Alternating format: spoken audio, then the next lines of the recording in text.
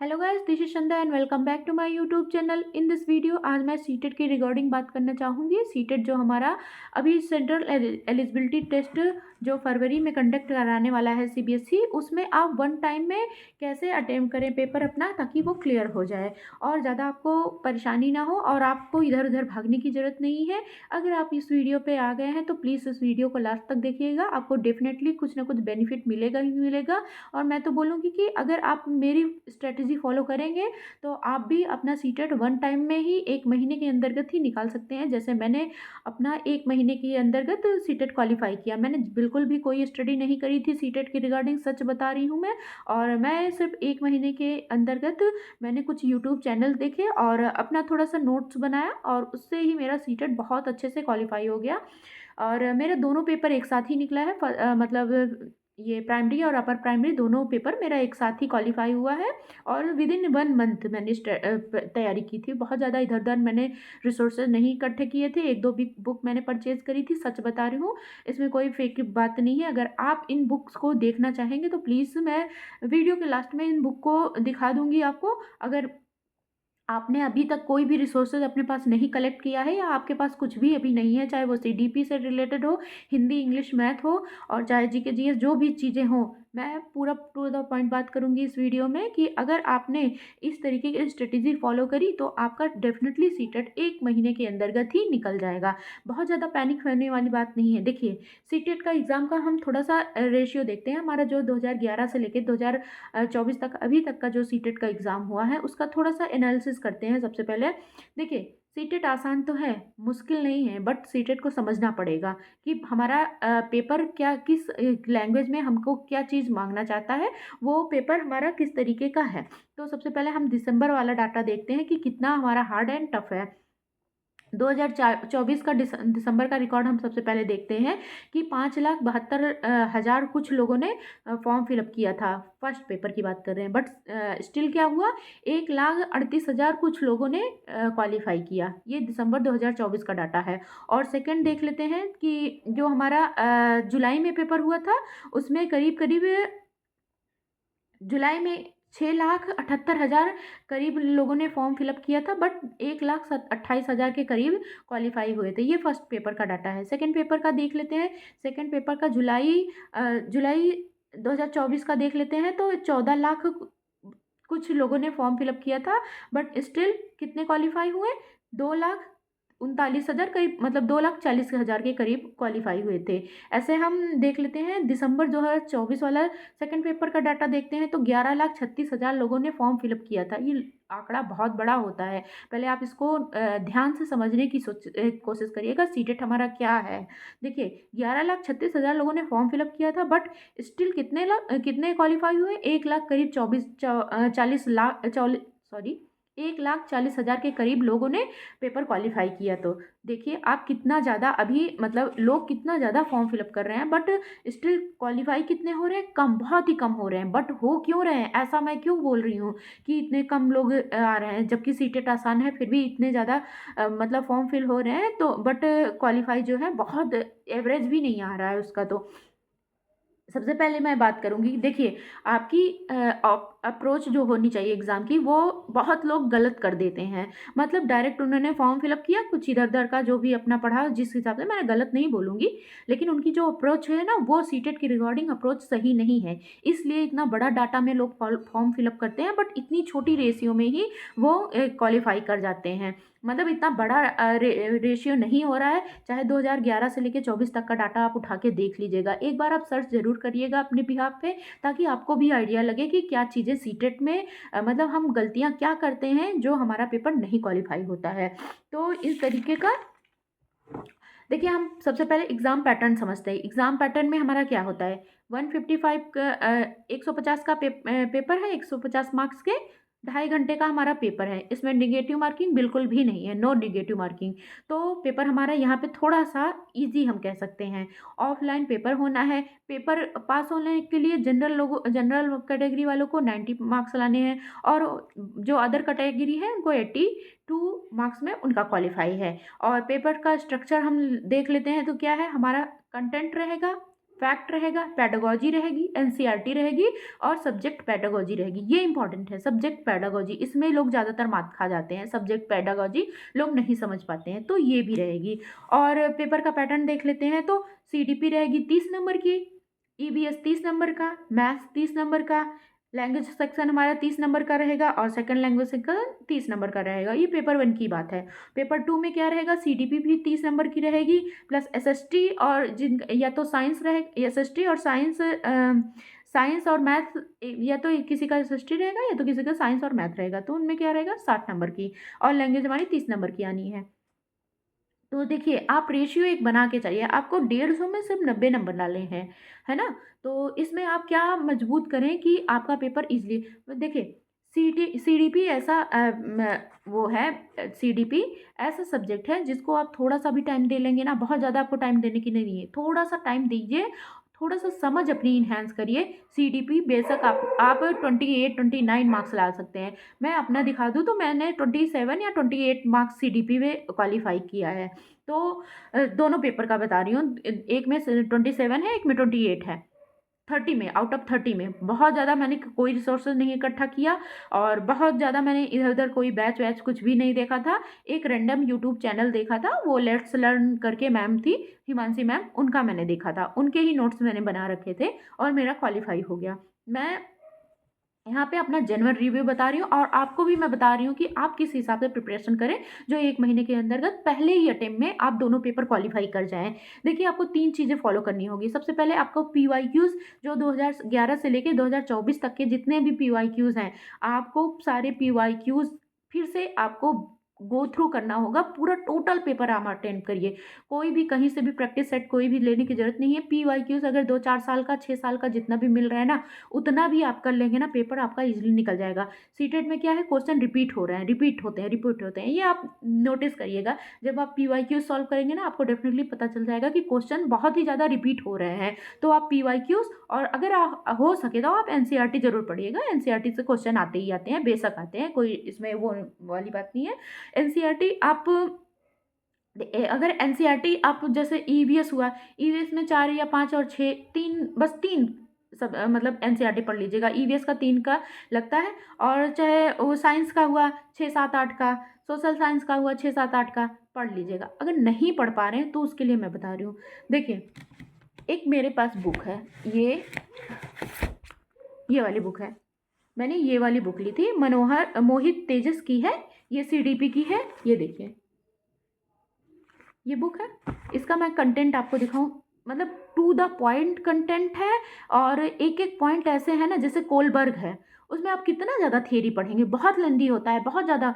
इसमें point two point 2-2, 3-3 line में ही पूरा डिस्कशन किया हुआ है कोलबर्ग का, और चाहे जीन पियाजे हुए, चाहे, मैं दिखा दे रही हूँ आपको एकदम देखिए, यहाँ पे देखिए इन लोगों का छोटे छोटे मतलब टॉपिक्स, मतलब बड़े बड़े टॉपिक्स को एकदम छोटे छोटे लाइनों, 1 लाइनर में इन्होंने पूरा एकदम माध्यम से बता रखा है, पूरा एकदम 1 लाइनर आप देख सकते हैं। अगर मैं पास में बहुत करूँ तो ये बुक रामबाण है। ये तो मैं बोलूँगी कि मैंने यही बुक एक लिया था, और मैंने इसको अच्छे से 3 से 4 बार 5 बार जितना मैं पढ़ सकी थी मैंने टोटल पढ़ा था। बुक को मैंने पूरा एकदम रंग दिया था।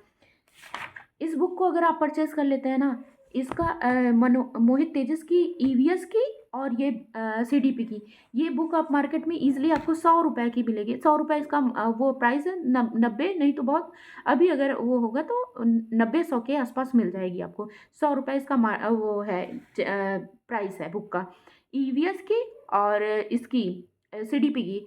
आप ले लीजिएगा, मोहित तेजस नाम बुक है, ये ले लीजिएगा। आपकी सीडीपी एकदम मतलब cut to the point clear हो जाएगी, और ईवीएस में जितने एनसीईआरटी अगर आप नहीं भी पढ़ना चाहें ना, तो छोड़ दीजिए एनसीईआरटी, कोई ज़रूरत नहीं है। एनसीईआरटी छोड़ के आप सिर्फ और सिर्फ इस बुक को परचेज कर लीजिएगा, मोहित तेजस की ईवीएस की बुक। उसमें मतलब ट्रिक पॉइंट टू पॉइंट लिखे हुए हैं। जैसे मैं बता दूं कि 1 लाइनर लिखे हुए हैं, आप 3-4 पेज में पूरा एकदम ईवीएस कंप्लीट हो चुका है, और लास्ट में उन्होंने 1-2 प्रीवियस ईयर के भी क्वेश्चन अटेम्प्ट किए, मतलब दे रखे हैं, 2-3 हैं, 3-4 हैं मे बी। तो वो भी दे रखे हैं, तो वहाँ से भी आप देख सकते हैं। इसको लेने के बाद आपको ईवीएस का कहीं से भी कोई एनसीईआरटी पढ़ने की ज़रूरत नहीं पड़ेगी, सीडीपी में कुछ भी पढ़ने की ज़रूरत नहीं पड़ेगी। आप देख के बुक उठाइए, पतली-सी बुक है, देखिए इतनी इतनी पतली-सी है, इतनी पतली। इसको आप 3 से 4 दिन के अंदर गत फिनिश कर देंगे अगर आप मतलब बहुत स्लो वे में पढ़ते हैं, वरना 2-3 घंटे की बुक है, कंप्लीट पढ़ सकते हैं। टॉपिक ऐसा नहीं है पूरा लेंथी है, छोटे-छोटे टॉपिक्स हैं, छोटे-छोटे पॉइंट हैं, आप इसको ले सकते हैं। आपका सीडीपी मैं बेट के साथ कह रही हूँ, आपका 1 मंथ में क्लियर हो जाएगा। और सबसे बड़ी चीज़ सीटेट में एक चीज़ मैं बता दूँ, कॉन्सेप्ट को समझना पड़ेगा सीटेट में। सीटेट रट्टा मारने वाला हमारा पेपर नहीं है, जितने भी कॉन्सेप्ट हैं उसको समझना पड़ेगा। और हमारा जो सिलेबस होगा ना उसका पूरा का पूरा एनालिसिस करना होगा। सिलेबस से बाहर 1% नहीं आने वाला है।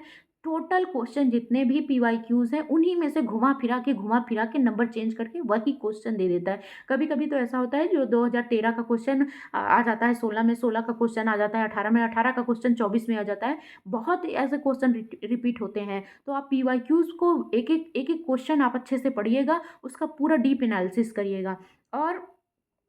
और कम पढ़िएगा और मोस्ट इम्पॉर्टेंट टॉपिक पढ़िएगा। जिस तरीके से मैं बता रही हूँ ना, इतना बहुत पढ़ने की ज़रूरत नहीं है। सीडीपी में पढ़ना इतना ज़्यादा वो नहीं है। अगर आपका कॉन्सेप्ट क्लियर है, समझ रहे हैं आप, क्वेश्चन को समझ रहे हैं ना, क्वेश्चन क्या कहना चाह रहा है, पेडागोजी की मैं बात कर रही हूँ। अगर समझ रहे हैं ना कि आपको क्या कहते हैं क्वेश्चन में ये क्या कहना चाह रहा है, ये मतलब एज़ अ चाइल्ड आप कैसे उसको ट्रीट करेंगे, तो डेफ़िनिटली आपका पेडागोजी भी निकल जाएगा। इतना ज़्यादा बहुत परेशान होने की नहीं ज़रूरत है। और टॉपिक को कम पढ़िए, बट क्या कहते हैं उसको समझ के पढ़िए, ये चीज़ है। और तीसरी चीज़ मैं बता दूँ, पेडागोजी हमारी पूरे पेपर में, पेपर 1 में ना 90 नंबर की आती है। 90 नंबर सिर्फ पेडागोजी से आते हैं, लैंग्वेज सेक्शन जोड़ के भी। लैंग्वेज सेक्शन में भी पेडागोजी आती है। तो चाहे वो मैथ हुई, चाहे रीजनिंग हुई, सॉरी रीजनिंग बोल दिया मैंने, चाहे मैथ हुआ, चाहे हिंदी हुआ, चाहे इंग्लिश हुआ, चाहे आपका सीडीपी हुआ, चाहे जो भी सब्जेक्ट हुआ, जितने भी अटेम्प्ट हो रहे हैं इसमें, ईवीएस हुआ, सब में पेडागोजी मिला के कुल मिला के 90 नंबर फर्स्ट पेपर में आती है। और सेकंड पेपर में 80 नंबर की सीडीपी आती है। और हमें कितना क्वालिफाई चाहिए, 90 नंबर। तो अगर पेडागोजी में आपकी कमांड बन गई ना, आपकी अच्छे से पकड़ बन गई ना, तो फिर आपका तो पेडागोजी से ही निकल जाएगा। और सीडीपी ऐसा सब्जेक्ट है जिसमें लोग 30+30 ला रहे हैं, 30 में आउट ऑफ 30 ला रहे हैं, 30 में 29 ला रहे हैं, 30 में 28 आ रहे हैं। मेरा खुद का है 30 में 28, 2 नंबर मेरी ही गलती से मैंने ऐसे इधर उधर मतलब हो जाता है ना कभी कभी एग्जाम में, उस चक्कर में गलत हो गए, वरना मेरा सीडीपी में आउट ऑफ 30 में 30 ही जाता। कम पढ़ना पड़ता है। इस बुक को ले लेंगे ना, इसमें पूरा सीडीपी का निचोड़ है। बहुत जितना लोग अपना बैच बेच रहे हैं या इतना बड़े बड़े मोटे मोटे बुक्स ला रहे हैं, कुछ भी लेने की ज़रूरत नहीं है। ऑनेस्ट मैं रिव्यू बता रही हूँ, कुछ भी लेने की ज़रूरत नहीं। मैं यहाँ पे किसी को डिग्रेड नहीं करना चाह रही हूँ या किसी को ये नहीं बोलना चाह रही हूँ, बट मैं अपना पर्सनल रिव्यू बता रही हूँ। सीटेट अगर आप 1 मंथ के अंदर मेरी तरीके की स्ट्रेटजी आपने फॉलो कर लिया या मेरी नहीं की आपने, मैंने जो भी बताया, अगर आप इस तरीके से थोड़ा बहुत पढ़ेंगे ना, डेफिनेटली आपका वर्क कर जाएगा, पेपर अच्छे से निकल जाएगा। 150 में हमको 150 नहीं लाना है, 90 नंबर क्वालिफाइंग के लिए लाना है। बाकी हायर जितना ला सकते हैं उतना ले लीजिए। सीडीपी के लिए ये बुक रामबाण है, इससे अच्छी बुक, इससे पतली बुक आपको कुछ भी नहीं मिलेगी। आप ये डेली अगर बेसिस में अगर आधा आधा बुक खत्म करेंगे ना, तो आप 1 महीने के अंतर्गत निकाल लेंगे। अभी भी बहुत टाइम है सीटेट के लिए। तो जिन लोग सीटेट की प्रिपरेशन कर रहे हैं वो कहीं पे भी कोचिंग वोचिंग के चक्कर में ना पड़िएगा। यूट्यूब चैनल हैं, जैसे हिमांशी मैम अच्छा पढ़ाती हैं लेट्स लर्न में, और ये सचिन अकेडमी सर भी अच्छा पढ़ाते हैं। इनके आप मैराथन्स देख लीजिए। ये पीवाईक्यूज जो सॉल्व कराते हैं, अगर आपके पास पीवाईक्यूज नहीं है तो वो उन जो सॉल्व कराते हैं वो देख लीजिए। यूट्यूब पे यही सब देखिएगा। एक अध्ययन मंत्रा पढ़ाते हैं, वो भी अच्छा सा पढ़ाते हैं। तो सिर्फ उनके पीवाईक्यूज देखिएगा। मैराथन जो वो एग्ज़ाम के 2-4-10 दिन पहले मैराथन उन लोग स्टार्ट करते हैं ना, किसी एक टीचर का पकड़िएगा जो जिसका आपको समझ में आए। मैराथन्स देखिएगा उनका, सिर्फ और सिर्फ मैराथन्स देखिएगा। और क्वेश्चन वो जो पीवाईक्यू सॉल्व कराते हैं ना, उसको देखिएगा। सीटेट आपका यूं चुटकियों में निकल जाएगा, आपको खुद समझ नहीं आएगा कि आपका पेपर कैसा क्वालिफाई हो गया। सीटेट इतना हुआ नहीं है, बट लोग कॉन्सेप्ट को क्लियर नहीं कर पाते, इस वजह से इतना बड़ा क्या कहते हैं जो रेशियो में हमारा अमाउंट में फॉर्म फिलअप होता है, बट हमारा एट द एंड रिजल्ट कितना मिलता है, बहुत मिनिमल, मतलब 2-3% के करीब रिजल्ट हमारा मिलता है। बट जो हमारा एग्ज़ाम होता है इतना बड़ा होता है, इतने लोग बैठते हैं, 6-6 7-7 लोग बैठते हैं पेपर में, और 1.5 2 लाख के करीब पेपर अगर क्वालिफाई करते हैं, तो पेपर समझिए, पेपर के पैटर्न को लोग समझ नहीं पाते हैं। थोड़ा सा समझने की देरी है, अगर पेपर के पैटर्न को अच्छे से समझ जाते हैं तो डेफिनेटली पेपर आपका अच्छे से निकल जाएगा। बस आज के लिए मुझे इतना ही कहना था। अगर आपको पेडागोजी की मेरी नोट्स चाहिए होगी तो प्लीज़ कमेंट करिएगा, मैं नोट्स के रिगार्डिंग पूरा प्रॉपर वीडियो बना दूंगी। अगर आपको इस बुक को देखना होगा तो बता दीजिएगा, मैं इस बुक का प्रॉपर पूरा वीडियो बना दूंगी, पूरा एनालिसिस कर दूंगी इसी चैनल पे। और आज के लिए बस इतना ही। बाकी सीटेट को बहुत ज़्यादा हुआ बनाने की ज़रूरत नहीं है, एक माइंड का खेल है, समझने की देरी है। जिस दिन आपने सीटेट को समझना शुरू कर दिया, रट्टा मारने के अलावा, रट्टा मारने से कुछ नहीं निकलने वाला है। और यहाँ पे मैं बता दूं, लैंग्वेज सेक्शन में जो ग्रामर है ना, बहुत मिनिमल आती है। पैडागोजी लैंग्वेज सेक्शन में 2-2 पैराग्राफ आते हैं, उन्हीं पैराग्राफ से क्वेश्चन पुट अप होते हैं। और जो ग्रामर हमारी होती है मिनिमल होती है, बहुत मिनिमल होती है। मतलब नॉर्मल नॉर्मल, जैसे संधि पूछ लिया, समास पूछ लिया, या इंग्लिश में वोकैब पूछ लिया, इस तरीके का बहुत छोटे छोटे से आते हैं, या टेंस कोई पूछ लिया, इस तरीके का। तो लैंग्वेज सेक्शन भी इतना भागने की ज़रूरत नहीं है। अगर आपने थोड़ा बहुत ही पढ़ा हुआ होगा, इतना अपने कॉम्पिटिशन की तैयारी नहीं भी करी होगी, आपने जितना भी पढ़ा होगा ना, उसी के बेसिस में आपके निकल जाने हैं। तो इतना ज़्यादा पैनिक होने की ज़रूरत नहीं है, ज़्यादा किधर कोचिंग वोचिंग के चक्कर में मत पड़िएगा। जिन लोगों को अगर मेरी वीडियो पसंद आती तो प्लीज़ आप कमेंट करिएगा ज़रूर, आपको इस वीडियो से क्या हेल्प मिली, या आपको समझ में आया या नहीं समझ में आया, जो भी होगा आप बताइएगा ज़रूर। और अगर आपको सीटेट की सीरीज़ स्टार्ट आगे और भी करनी है तो प्लीज़ कमेंट करिएगा, तो मैं सीटेट की और जो है ये मेरी बुक का पूरा एनालिसिस मैं बता दूंगी। बाकी मैंने जो नोट्स बना रखे हैं मैं दिखा दूँ आपके, ये मैंने इधर उधर के नोट्स नहीं बना रखे हैं, ये सीटेट के जो पैडागोजी सेक्शन के ही नोट्स हैं, वही सब मैंने बना रखे हैं। तो बस एक सेकंड रुकिएगा, मैं आपको दिखा देती हूँ। तो आपको भी देख के नोट्स देख के खुद ही समझ में आएगा। 8-10 पेज की नोट्स रहती हैं और अच्छे से एकदम कवर हो जाती हैं चीज़ें। तो इतना ज़्यादा, जैसे ये देखिए आपको, ये मैथ की पैडागोजी है, ये दिख रहा है आपको, मैथ मैथ की पैडागोजी है ये मेरा, ये पूरा मैंने प्रॉपर बना रखा है। थोड़ा सा वीडियो में क्लियर नहीं हो रहा है, बट ये मैंने मैथ का पूरा प्रॉपर पेडागोजी का पूरा वीडियो बना, नोट्स बना रखा है, पूरा है। तो इस वीडियो में नहीं दिख रहा है, अगर आप मांगेंगे तो मैं इसको एक प्रॉपर वीडियो बना के आपके साथ शेयर कर दूंगी। बाकी आज के लिए इतना ही। अगर आपको मेरी वीडियो पसंद आती है तो प्लीज़ वीडियो को लाइक करिएगा, मेरे चैनल को सब्सक्राइब करिएगा और बेल आइकन प्रेस करना ना भूलिएगा। Thank you for watching video. जैसा भी आपको समझ में आएगा प्लीज़ कॉमेंट ज़रूर करिएगा। Thank you for watching this video.